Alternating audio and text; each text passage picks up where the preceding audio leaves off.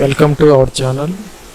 ఇది Raja Ramanna centre for advanced technology అనమాట. RRCAT అంటారు. Government of India, department of atomic energy అనమాట.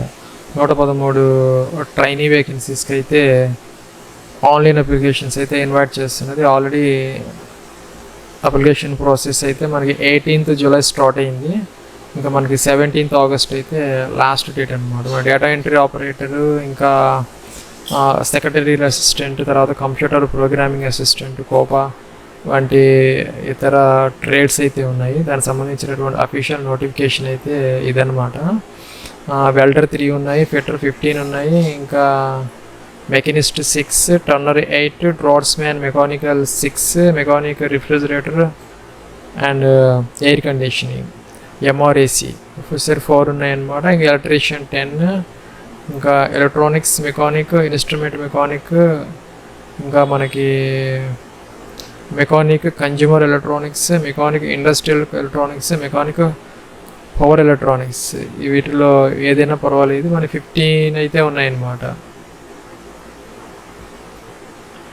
ఏమంటే ఎలక్ట్రోప్లేటర్ 3 ఉన్నాయి, కోపా 3 ఉన్నాయి, ప్లంబర్ 2 ఉన్నాయి, surveyor 1, Mason 1, carpenter 1, secretarial assistant మన స్టెనోగ్రఫీ వాళ్ళకి అనమాట 14 దాకా ఉన్నాయి. ఇంకా డ్రాట్స్మెన్ సివిల్ కూడా ఉన్నాయి 1, డేటా ఎంట్రీ ఆపరేటర్ 15 ఉన్నాయి, ఇంకా డ్రైవర్ కా మెకానిక్ లైట్ మోటార్ వెహికల్ 4 అయితే ఉన్నాయన్నమాట.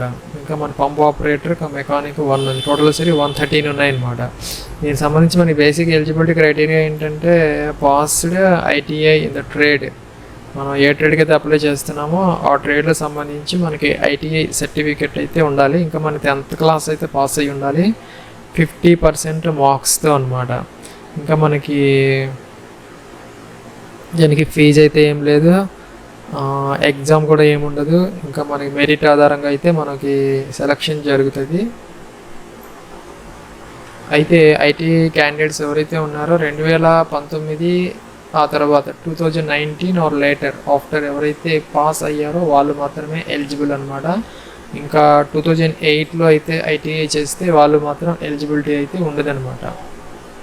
దీనికి సంబంధించి మనకి ఏజ్ లిమిట్ కూడా అవసరం కాబట్టి 18 నుంచి 22 సంవత్సరాల మధ్య అయితే ఉండాలన్నమాట. అంటే ఎవరైతే 15/11/2000 నుంచి 14/11/2004 మధ్య ఎవరైతే బారన్ అయ్యారో వాళ్ళు మాత్రమే దీనికి ఎలిజిబుల్ అనమాట. అంటే 15/11/2000 నుంచి 14/11/2004 అనమాట. ఈ 2 డేట్స్ కూడా తీసుకోవాలి మనం. బోత్ డేట్స్ ఆర్ ఇంక్లూజివ్ అనమాట. ఈ మధ్యలో ఎవరైతే బారన్ అయ్యారో వాళ్ళైతే దీనికి అప్లై చేసుకోవచ్చు. ఇంకా మనకి స్టైఫెండ్ రూపంలో అయితే మనకి ఇది 1 సంవత్సరం అప్రెంటిస్ కాబట్టి సంవత్సరం పొడుగునా నెలకి 11,600 రూపాయలు అయితే మనకి స్టైఫెండ్ రూపంలో అయితే ఎవ్రీ మంత్ అయితే మనకి పే చేయటం జరుగుతుంది. ఇంకా ఈ వేకెన్సీస్కి సంబంధించి మనకి 113 గాను 16 are reserved for SC, 23 are reserved for ST, 17 are reserved for OBC అనమాట. దీనికైతే మనం ఫస్ట్లో అయితే మనం అప్రెంటిస్షిప్ india.org.inలో అయితే మనం రిజిస్టర్ అయ్యి ఉండాలి. ఆల్రెడీ అయ్యి ఉంటే మాత్రం సరిపోతుంది, రిజిస్ట్రేషన్ నెంబర్ ఉంటుంది, ఇక్కడ మనం అప్లై చేసుకోవచ్చు. లేకపోతే కనుక date of birth certificate 10th class, ఇంకా 10th క్లాస్ మార్క్ షీట్, ఇంకా ITI సర్టిఫికేట్, ఫోటోగ్రాఫ్, ఇంకా సిగ్నేచర్ అవి పెట్టుకొని ఇక్కడ మనకి ఏదైతే ఉందో ఈ అప్రెంటిస్ న్యాప్స్లో ఇక రిజిస్టర్ అని ఉంటుంది. రిజిస్టర్లోకి వెళ్తే క్యాండిడేట్ అని వస్తుంది. ఇది క్లిక్ చేస్తే మన క్యాండిడేట్ రిజిస్ట్రేషన్ అని వస్తుంది, పర్సనల్ డీటెయిల్స్ అనమాట. ఇక మన ఆధార్ కానీ పాన్ కార్డులో ఉన్నటువంటి డీటెయిల్స్ నేమ్ అయితే ఇక్కడ పెట్టాలి.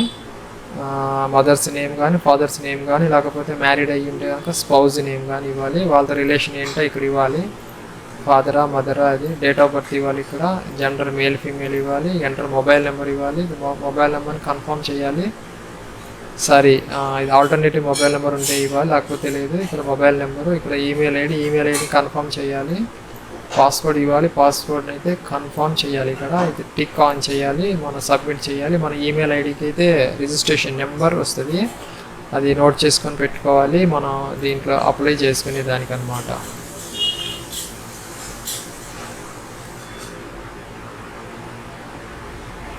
దీనికి సంబంధించి మనకి మెరిట్ లిస్ట్ అయితే 29th ఆగస్టు 2002 అయితే మనకి పెట్టడం జరుగుతుంది. ఇంకా మనకి ఫైనల్ మెరిట్ లిస్ట్ అయితే మనకి 7-11 నవంబర్ 7న వస్తుంది. ఇంకా మనకి నవంబర్లోనే స్టార్ట్ అవుతుంది ఇది ట్రైనింగ్ ప్రోగ్రాము. ఇంకా మనకి మెడికల్ ఎగ్జామ్ వచ్చేసరికి నవంబర్ 7 నుంచి నవంబర్ 12 వరకు జరుగుతుంది. ఇంకా మనకి ప్రోగ్రామ్ వచ్చేసరికి 15 నవంబర్ 2002న స్టార్ట్ అవుతుంది అన్నమాట. సంవత్సరం ప్రోగ్రామ్ ఇది. దీని ఫీజు అయితే ఏం లేదు, ఎగ్జామినేషన్ కూడా ఏం లేదు. మనకి అప్లై ఆన్లైన్ లింక్ అయితే ఇచ్చారు. మనం అయితే ఫస్ట్ రిజిస్టర్ అవ్వాలి అక్కడ ఇప్పుడు చెప్పినటువంటి యాప్స్లో. తర్వాత అయితే ఇక్కడికి రావాలన్నమాట. Click here to apply online for TASAR 2022 వస్తే ఇలా వస్తుంది మనకి. Welcome to online application submission for apprentice programme in RRCAT. ఇక్కడ అడ్వర్టైజ్మెంట్ నెంబర్ వచ్చింది, మనం సెలెక్ట్ చేసుకోవాలి. సపోజ్ కోపా కానీ లేకపోతే డేటా ఎంట్రీ ఆపరేటర్ అనుకోండి. ఇక్కడ మన డీటెయిల్స్ కావాలంటే ఇక్కడ అడ్వర్టైజ్మెంట్ వస్తుంది, మనం రిజిస్టర్ అనాలన్నమాట. రిజిస్టర్ అంటే ఈ ఫామ్ వస్తుంది మనకి. ఇక్కడ మనం 10th క్లాస్ ప్రకారం నేమ్ రాయాలి, ఎంటర్ చేయాలి, మేలా ఫీమేలా ఇవ్వాలి, ఈమెయిల్ ఐడి ఇవ్వాలి, క్యాప్చా ఇవ్వాలి, సెక్యూరిటీ పిన్ ఇచ్చి ఇక్కడ ఏది ఉందో ఇక్కడ యాజ్ స్టేజ్గా టైప్ చేయాలి, సబ్మిట్ అనాలి. ఈమెయిల్ ఐడికి అయితే పాస్వర్డ్ వచ్చింది, నేను ఎంటర్ చేశాను, ఇక్కడ సబ్మిట్ అంటున్నాను అనమాట.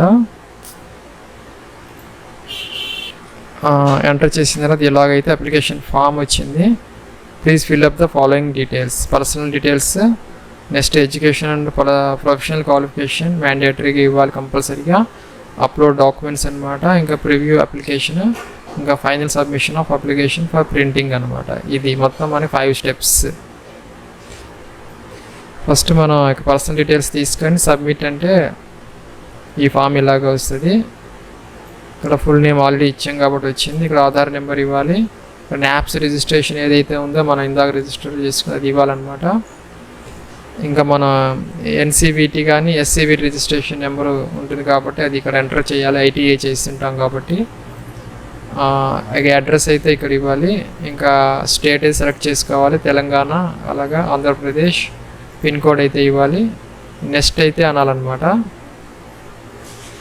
అదనమాట. మన మిగతా డీటెయిల్స్ కూడాను మనం చాలా జాగ్రత్తగా ఎంటర్ చేయాలి. మన ఆధార్ కార్డ్ నెంబర్ అవన్నీ వెరిఫికేషన్ కూడా ఉంటుంది మనకి. RRCAT మనకి అప్లోడ్స్ డాక్యుమెంట్స్కి సంబంధించి ఫోటోగ్రాఫ్, ఇంకా మనకి సిగ్నేచర్ అయితే మనకి JPG ఫార్మేట్లో 300 KB వరకు ఉండొచ్చు.